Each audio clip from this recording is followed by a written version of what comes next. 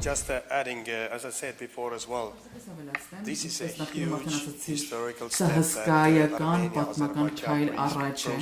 Հայաստանի եւ Ադրբեջանի այս նորությունը իրական է եւ այն ընթացիկ է ինչպես ասած նախարարը բոլոր հարցերը հնարավոր չէ մեկ օրում լուծել ժամանակ է պետք շատ բարդ խնդիրներ ես հասկանում եմ սա Ճշգրիտ թեմաների շուրջ չեմ կարող ակնարկել բայց ինչ որ նախարար Միրզոյան ասաց այո այդպես է ժամանակ է պետք շատ մեծ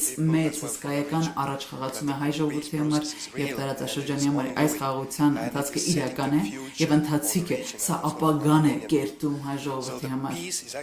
ըստ խաղաղությունը